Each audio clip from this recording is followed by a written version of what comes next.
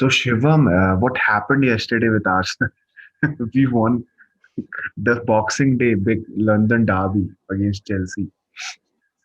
It was like a breathtaking performance. Some suddenly out of nowhere, the players they were like so much demotivated. They were losing to teams like Burnley, Everton, and now suddenly there was such amazing performance that we saw yesterday.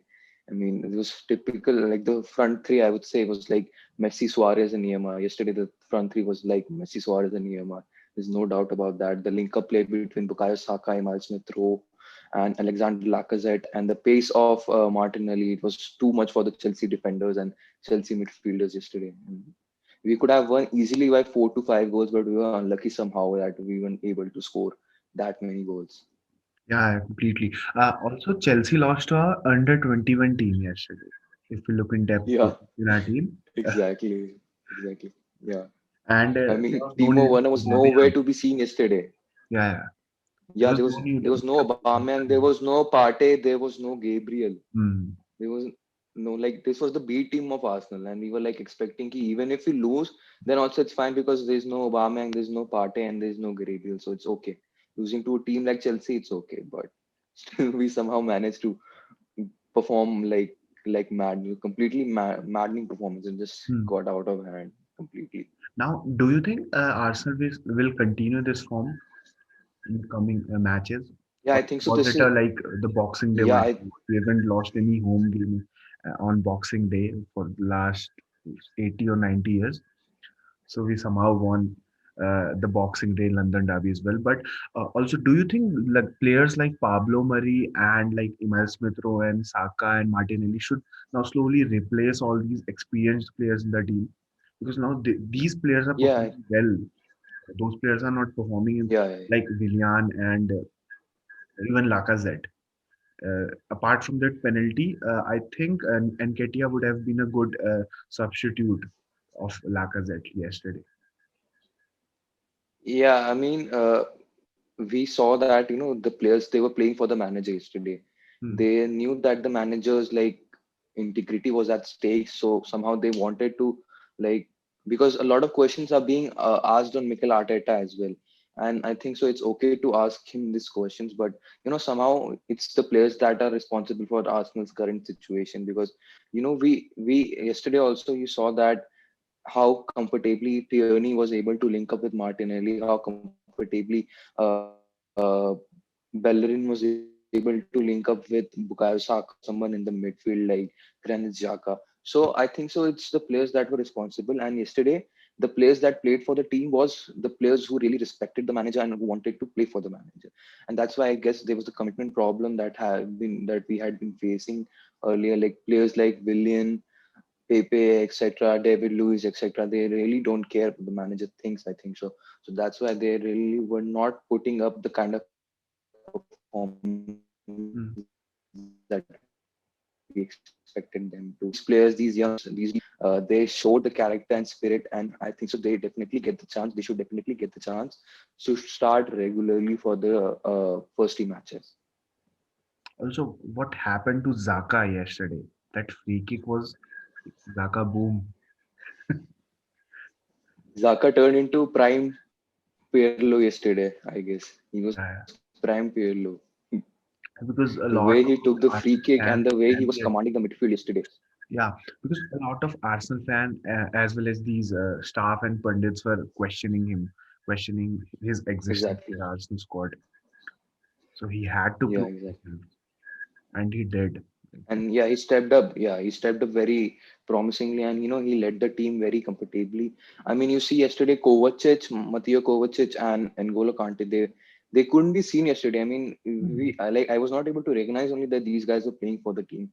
And in the second half, they got substituted with Jorginho and Callum Hudson-Odoi, but Xhaka totally dominated the midfield. It was like Yep. total Xhaka domination yesterday. But Emile Smith Rowe was the one like who overshadowed Conte, right? He overplayed Conte. He was playing really amazing. Yeah, but yeah, he made yeah. He also made a lot of tackles, and the way he was the creative player for us yesterday. I mean, he has the spark that you can look for a creative midfielder, but at the same time, we can't rely completely on him because he's too young. and we need to give him some time. And this was like his first or second Premier League match that he played, and he managed an assist in that. Then that's like it's super dope, and I think so. He should be played regularly.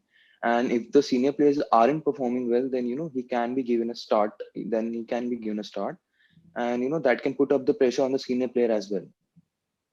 Yeah. Also, what do you make up of this Leno's performance yesterday? He saved a brilliant penalty. Like Jorginho, he doesn't know how to score a penalty these days. That's why Chelsea is now consistently changing these penalty takers. Yeah, yeah, yeah. But And Chelsea's a mess completely right now, I guess. It's a hmm, complete mess, Chelsea. yeah, Uh, Pablo Mari got that yellow card so early in the game. So I was expecting another red card in the Arsenal squad same, same, in same, the second half. same, But same, he same. played amazing. Like apart from that penalty that he gave on that 89th minute, he did a pretty decent job. Yes, I mean, Rob Holding and Pablo Mari are also good pair that can be considered, I guess. I mean, because Hmm. they were like making good clearances, and in the second half, with when Hudson Odoi came up, I mean, Hudson Odoi played fabulously yesterday, I guess. He's an amazing player, and he's better than Timo Werner at the moment. And Hudson Odoi was creating a lot of problem for Arsenal defenders. He was putting a lot of balls in the box, and that clearances, that headers that needed to be put up, they were done by Pablo Mari and Rob Holding. So they did a completely amazing job. Hats off to both of them. And they were, I guess, playing for the first time together. Like they hadn't been partnering for a long time. I mean, we had seen Rob Holding and Gabriel and David Lewis partnerships in the past, but this was like first time happening. And Pablo Murray has been like injured for most of the time, so like making his appearance in a very big match, because this was a very big match for Arsenal, like consisting of stakes and everything. So he did a pretty amazing job, I guess. Speaking about Chelsea, what do you think is the problem with Timo Werner in the squad? He was I mean, substituted in the 45th minute, and he's not performing as Chelsea fans were expecting him to perform. Like, what do you yeah, think? actually, what Lampard is trying to do is thinking like when Aubameyang was brought into Arsenal, he was a natural striker. He was like a gifted goal scorer, but we shifted him on the left wing because we thought that we can maybe play someone like Martinelli or like Lacazette in the center, and like because Aubameyang was the same threatening. Aubameyang had the same threat that he had from when he played as center striker, that he Mhm. had as when he played as left wing. So Lampard is trying to do the same thing with Werner. He's trying to play him on the left wing because he thinks that he has the pace and he can like outrun the defenders, and like he can come from the left and go to the center and like create the opportunity. But that's not happening with him. Timo Werner is a striker, and he's not the one who's going to put up crosses into the box. And he has pace, but like he's inefficient, I would say, and like he's not so good when it comes to like dribbling in the wide areas or creating something from the wide area. So he's something like you need to play him in the center instead of playing Tammy Abraham, because Tammy Abraham is a striker. But if they want Werner to score goals, then he should play as a striker, not as a left wing or right wing. Yeah. Also, he majority of the time Timo Werner is offside in the field. Yeah, yeah, yeah. I mean, the teams they have either a very good they set up a very good offside trap, or I don't know. Timo Werner like he doesn't notices this, or like there's some flaw with that. Also, Pulisic is not stepping up. The Pulisic we saw in the FA Cup final was something else before that hamstring injury. Hmm. The Pulisic we saw Yeah. yesterday was something else. Pulisic, actually, this is because of inconsistent, because he's not given a lot of opportunities with so many players that Chelsea have brought in with Ziyech, Werner, uh, Havertz. He's not getting the opportunities to step up Mm. because like they have so many players and they are already Mount, Hudson-Odoi, Tammy Abraham kind of players. So it's very difficult to like play the players in their like natural positions, and that's why they're like we are just seeing glimpses of like the natural talent that Pulisic had or what he produced against us in the FA Cup final. And it is a Lampard problem, right? Because as soon as a player finds his form in the Chelsea squad, like Lampard drops him and puts someone else in his place. Like yesterday, if you would have played Giroud in place of Tammy Abraham, Giroud was Yeah, I fine. mean, Giroud was playing amazing. Really, like he yeah, dropped Giroud. him, he put in Tammy Abraham there. Yeah. I mean, Giroud's a natural goal scorer. He scored 4 goals or 3 goals against Sevilla, if I remember, in the Champions League. So, Mm. like, he's a goal poacher. He was scoring goals for Arsenal as well. So, I mean, you have like, when you have a player like Olivier Giroud who is fit and who is in form, and you're like playing someone like Tammy Abraham. So, I guess, that tells what the manager is thinking. He's not like thinking properly, and I don't know what's wrong with him. And with Roman Abramovich, the Chelsea owner, it's like that. I mean, he's put his faith in Lampard. He's given him 200 million to spend, and even if he's not getting the results, I mean, if Chelsea don't win a trophy, Champions League, so it's like out of their league. Mm. Premier League is also seeming out of their reach. I don't know about League Cup or FA Cup, but if he doesn't get anything, then Lampard's soon going to be fired, because Yes. that's what happens with Chelsea. Chelsea have They dropped fire up managers. 5 places in 2 weeks. Also, the Hmm. situation with Edward Mendy. Sometimes he's amazing. Sometimes he's exceptional. Yesterday he was pathetic. He played poor game. Like the Saka goal, the third goal that Arsenal scored. At Yeah, least he could have tried to catch the ball. He's tall enough. At least he should have got yeah. his hands to the ball. But he was standing there, he was looking at the ball, and the ball just went inside the back of the net. Yeah, but that was good for us at least, because Yeah, we needed the goal, and once it was 3-0, I was so relaxed that yeah, we are going to win this match. yeah. Chelsea had no major chances until 80th minute.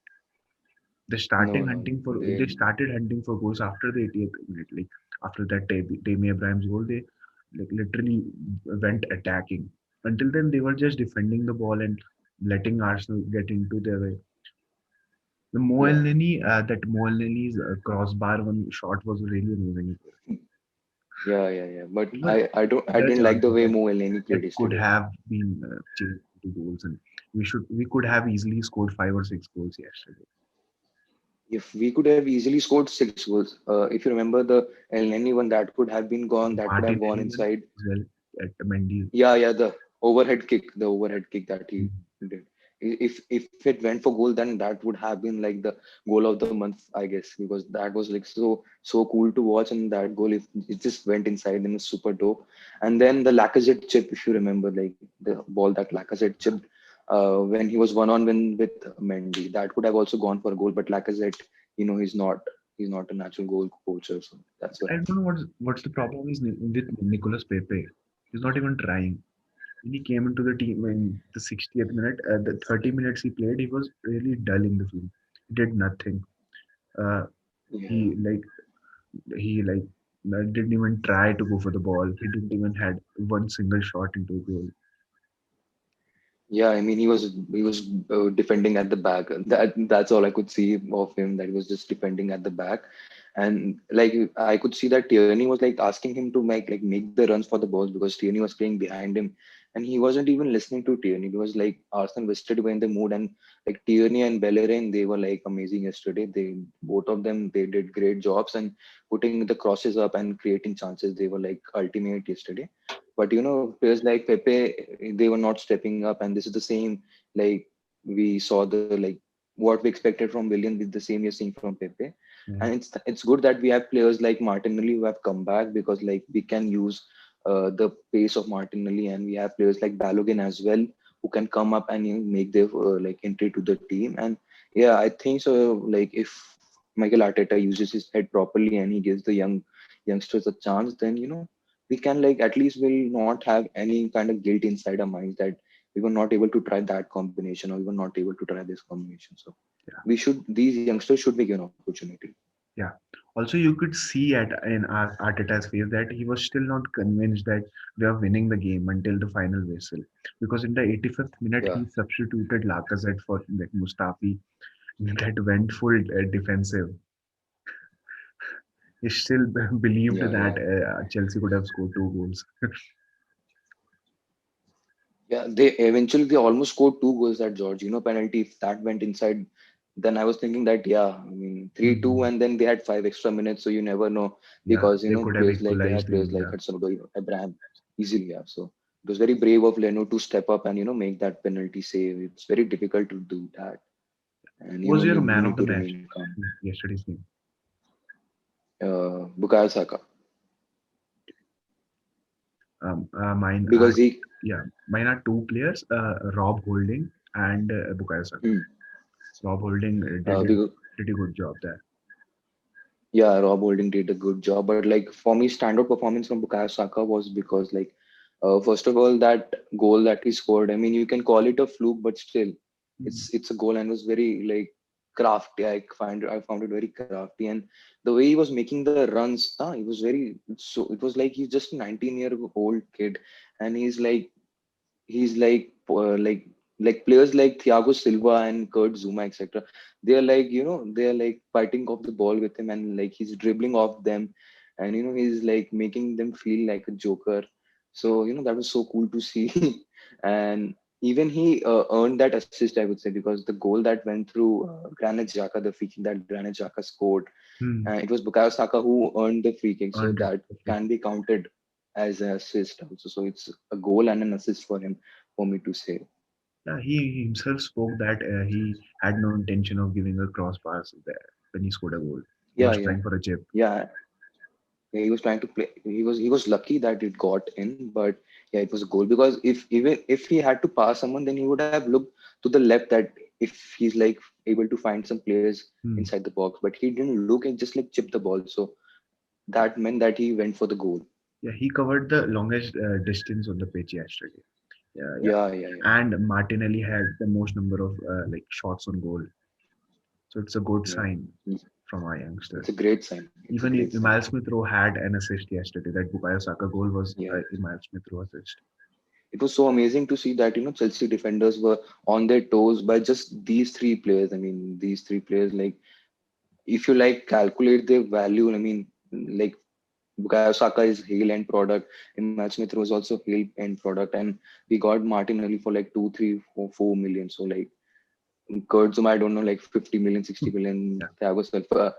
Thiago Silva's wages is also pretty high, and these three players they were like pocketing all around these defenders and the left back and right backs.